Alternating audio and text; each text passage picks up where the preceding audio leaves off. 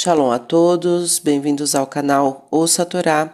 Vamos continuar a narração do Pirkei Avot com o capítulo 4, Mishnah 11.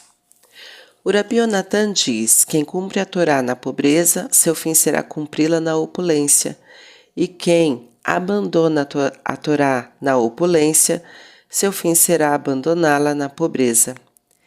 Em seu sentido mais simples e direto, esta Mishnah é uma afirmação do princípio da providência e da regra de recompensa e castigo.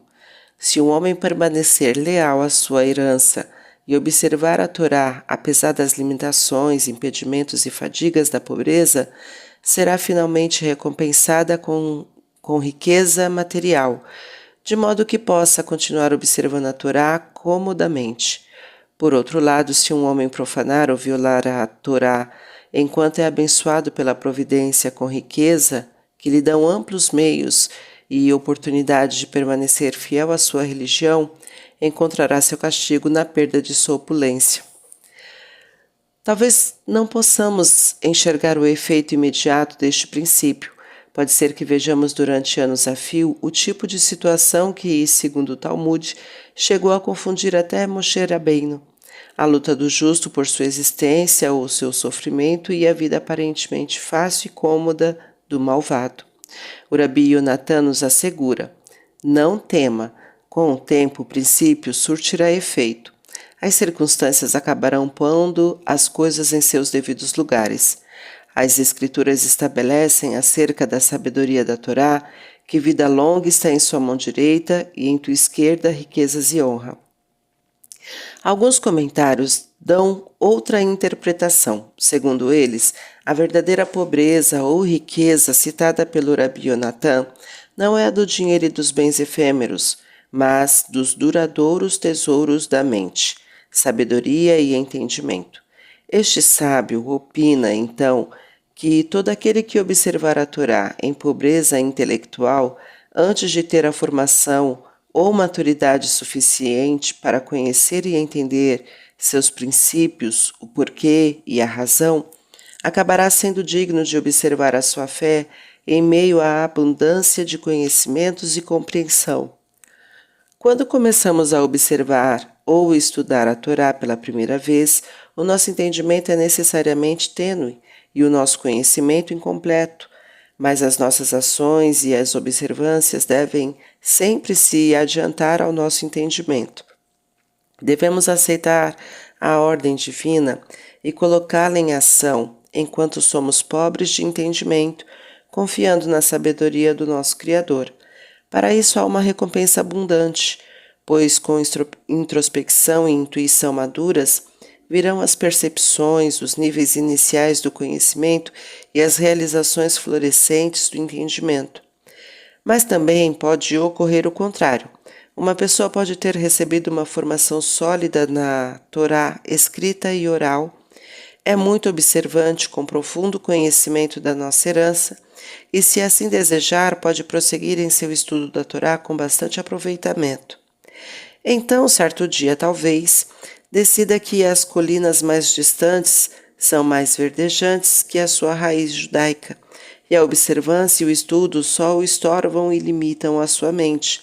Para adquirir autênticos bens intelectuais, ela entende que deve renunciar ao judaísmo e à Torá e se consagrar aos estudos seculares e aos conhecimentos universais. A esta, o Rabi Yonatan assegura: se rodeado de riqueza intelectual e abundância de conhecimentos, você concluir que a Torá nada vale, um destino o aguarda. Com o tempo você se desiludirá do intelectualismo árido do mundo acadêmico e concluirá que, sem coração, fé e compaixão da Torá, o mero conhecimento não constitui sabedoria. Irá dar-se conta com a amargura de que, ao desdenhar a Torá, só logrou esvaziar a sua alma e empobrecer o seu espírito. Sem a luz divina provida pelo estudo da Torá, o saber não impede a mente de se sentir vazia e sem significado. Um cachorro, com um osso na boca, olhava para as águas do rio e pensava ver o outro cachorro com um osso maior. Desfazendo-se do seu, pulou para dentro do rio para lutar com seu semelhante e tirar-lhe o osso. Pouco depois emergiu com nada além de seu pelo empapado pela água das ilusões. Se você for rico em conhecimento da Torá, não a menospreze por causa de outra coisa que pareça mais tentadora. Encontramos no Talmud um exemplo inspirador da ascensão dos farrapos à riqueza, tanto em bens materiais como no domínio da Torá. O Rabi Akiva era considerado um luminar, embora originalmente fosse um pastor que nem sabia ler o alfabeto hebraico. Seu patrão, Kalba Savua, tinha uma filha chamada Rahel. Ela vislumbrou que o jovem era promissor, percebeu seu refinamento e nobreza em estado puro e intuiu que estava destinado a fins superiores. Se eu me casar contigo, indagou, concorrerias ao Beit Midrash? A princípio, a pergunta parece tê-lo alarmado ou desalentado. Um pastor ignorante de 40 anos tinha tanto a ver com um Beit Midrash, casa de estudo, quanto um touro numa loja de porcelana chinesa. Mas, certo dia, diante de um manancial em Lodz, provavelmente havia levado seu rebanho para pastar ali, viu uma pedra grande e oca. Quem fez isto com a pedra? Perguntou às pessoas do lugar. Responderam-lhe, é a água que cai sobre ela constante e diariamente. Não leste o versículo?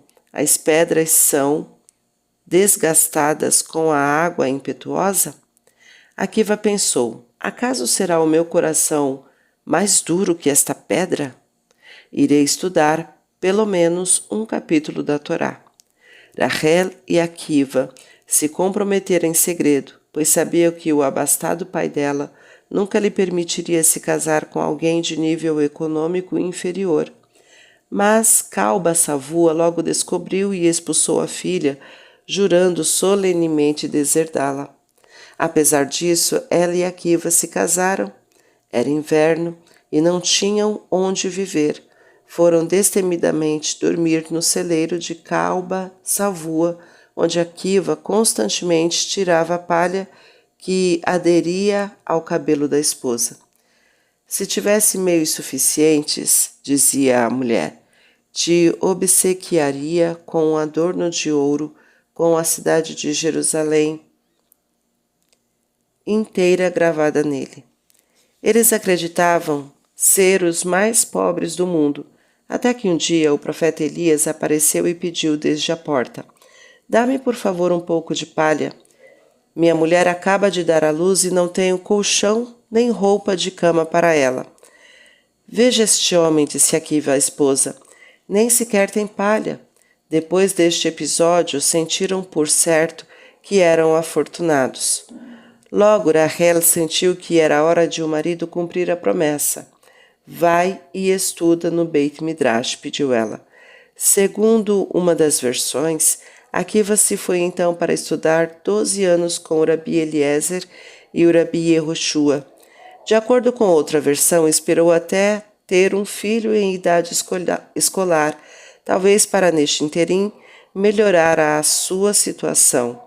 E quando o menino atingiu esta idade, foram juntos aprender o alfabeto hebraico. Seus logros foram fantásticos e ele continuou absorvendo e aprendendo a Torá escrita e oral no Beit Midrash do Rabi Eliezer e do Rabi Yehoshua. Ambos os professores o consideraram um aluno formidável, cujas perguntas aguçadas eram difíceis de responder. Com frequência construíam um edifício inteiro de pensamento em seus ensinamentos da Torá e o assombroso discípulo parecia um pica-pau, retirando rochas inteiras para reordenar toda a estrutura de outro lado. Ele devia se recordar com ternura do celeiro, pois todos os dias juntava talos e palhas, metade disto ele vendia para viver e a outra metade servia a outro uso. Combustível para aquecer e iluminar, e como leito para dormir. O fumo da palha irritava seus vizinhos, e estes ofereceram a ele comprar toda a palha dele, assim compraria azeite e teria luz para estudar. Contudo, o azeite não servia para dar calor nem fazer um leito. Sem desanimar, o aluno brilhante e entusiasmado perseverou em seu propósito. Sua mulher, que precisava trabalhar para prover o sustento do seu filho e o seu próprio, também o ajudou nos seus duros dias de estudante, cheios de amargas penuras. Quando seu cabelo crescia o suficiente, vendia suas tranças e utilizava o dinheiro para se sustentar. Ao final de 12 anos, Akiva era um sábio por seu próprio mérito, e cujas aulas acorriam 12.000 alunos. Achando que já havia negligenciado Rachel por tempo suficiente, ele voltou. Mas ao chegar aos fundos da casa, ouviu um fofoqueiro maldoso dizendo à sua mulher: "Teu pai fez bem em te deixar sem um centavo. Primeiro, teu marido não é digno de ti. Além disto, ele te converteu numa viúva durante todos esses anos." O Rabi Akiva escutou, então, a bondosa resposta de sua esposa. Se ele seguisse o meu conselho, se dedicaria por outros 12 anos aos estudos. Para este sábio, o estudo da Torá era o mais precioso tesouro que a vida poderia lhe oferecer. Ao saber que a sua mulher estava de acordo, regressou para se consagrar a outros 12 anos de estudos intensivos. Quando regressou pela segunda vez, já era um mestre inigualável de 24.000 alunos e a cidade inteira veio lhe dar as boas-vindas. Rachel também se preparou para ir. "Aonde vais?" perguntou-lhe o mesmo fofoqueiro de antes, dando a entender que o Rabi Akiva provavelmente não se lembraria da sua mulher, nem a perceberia em meio à sua glória e fama. Mais uma vez, Rachel deu uma resposta bondosa, citando as Escrituras. "O justo conhece a alma de seu animal, com quão maior certeza reconheceria um homem justo a sua própria esposa." Ela conhecia bem o seu marido. Este sábio nobre e santo não esqueceria nem deixaria de vê-la. Quando ela se adiantou para saudar o Rabi Akiva, fez uma reverência, inclinando-se até o solo para beijar-lhe os pés, vencida pela emoção. Os discípulos tentaram afastá-la, considerando indigno uma mulher estranha agir assim. "Deixem-na", disse o sábio. "O crédito pelo vosso estudo e o meu pertence inteiramente a ela." Kalba Savua já era muito velho, e tudo o que conseguiu captar foi que havia chegado um sábio de renome. Foi procurar o Rabi Akiva para perguntar-lhe se havia alguma forma de anular o juramento feito tantos anos atrás de que a sua filha nada receberia da sua propriedade. Sem revelar a sua identidade, o Rabi Akiva lhe perguntou: "Se soubesses então que o marido dela se converteria num grande homem, terias feito este voto?" Com profundo sentimento, o velho respondeu: Se eu soubesse que ele estudaria um só capítulo, um só preceito da Torá, não teria feito aquele voto." E assim o juramento foi anulado. Após o que Rabi Akiva disse: "Eu sou ele, teu genro." Comovido além das palavras, Kalba Savua o abraçou e o beijou e lhe cedeu metade da sua fortuna. Mas o Rabi Akiva estava destinado a riquezas ainda maiores. Naquela época, todos os barcos que zarpavam levavam uma estátua oca de um servo, cheias de moeda de ouro, como um símbolo de boa sorte para se assegurarem de que a nave deslizaria tão mansamente como o animal. Certa vez, um grupo de marinheiros esqueceu seu cervo na costa e o Rabi Akiva o encontrou. Em outra ocasião, deu a um grupo de marinheiros 4 zuzima, moedas, e pediu que trouxessem algo de suas viagens ou do mar. Não encontraram nada, salvo um cofre do tesouro de um barco levado pela água à costa, e o trouxeram. "O nosso Rabi aceitaria isto, por favor?" O Rabi Akiva aceitou. O cofre estava cheio de ouro. Era um tesouro de um barco pirata que havia sossobrado no mar. O Talmud registra outros 3 episódios que aumentaram a sua riqueza. O último se refere a um romano abastado que sentia aparentemente afeto pelo povo judeu. Certa vez o imperador de Roma, um notório inimigo dos judeus, publicou um escrito de raciocínio duvidoso para justificar o extermínio do povo de Israel. Então este homem rico habilmente reduziu o argumento a nada. Derrotado, mas furioso, o imperador condenou-o a morrer num fogo ardente.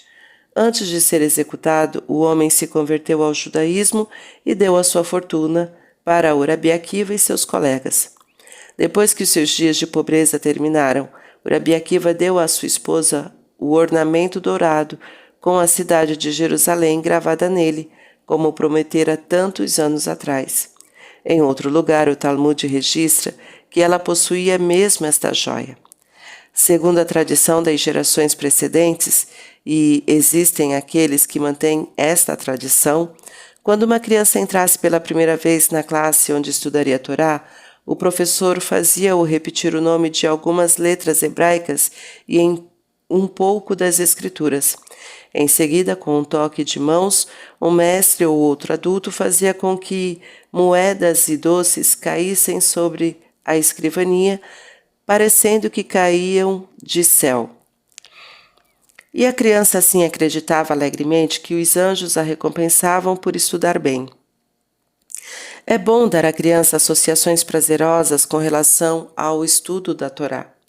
Mas acaso estaria o Rabi Yonatan tentando pregar a mesma ideia para um adulto?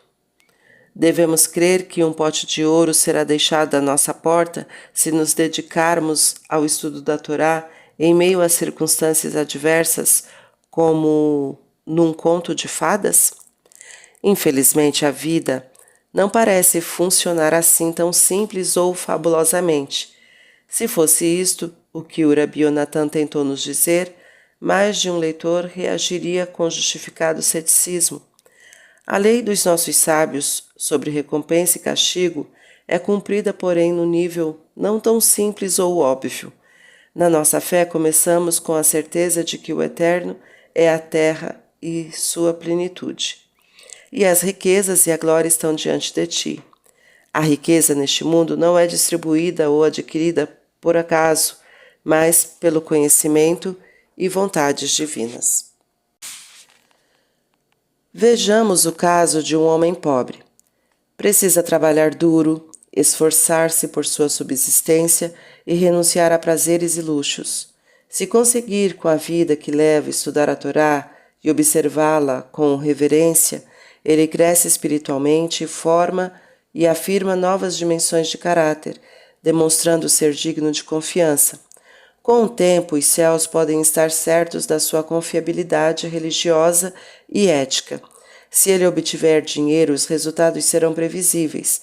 Talvez gastasse mais em certa mitzvot, estaria em condições de dedicar mais tempo ao estudo da Torá e, sem dúvida, contribuiria espontaneamente com as causas dignas. Quando as leis da providência controlarem e ordenarem a distribuição da riqueza, este homem avançará em seu próprio nível. No Midrash, lemos como dois dos nossos mais ilustres dirigentes se preparam inconscientemente para as suas carreiras imortais, cuidando de rebanhos. No princípio, Moisés e David haviam sido pastores. Quando o Todo-Poderoso viu o interesse, bondade e integridade deles, designou os pastores de seu rebanho. Não foram recompensados de forma fabulosa ou mágica, simplesmente amadureceram para destinos mais elevados. O mesmo acaba ocorrendo em escala mais reduzida. Quando alguém é fiel à Torá na pobreza, leal à herança que lhe foi confiada como membro do povo judeu, ele amadurece em confiabilidade e responsabilidade e, conscientemente, exercita-se para converter em guardião de algumas das riquezas que os céus outorgam a este mundo prosaico. Vamos continuar esta Mishnah em outro momento. Tá gostando do conteúdo do canal? Então curta, comenta, compartilha. Se ainda não é inscrito, se inscreve, ativa o sininho e fica por dentro das novidades. Shalom a todos!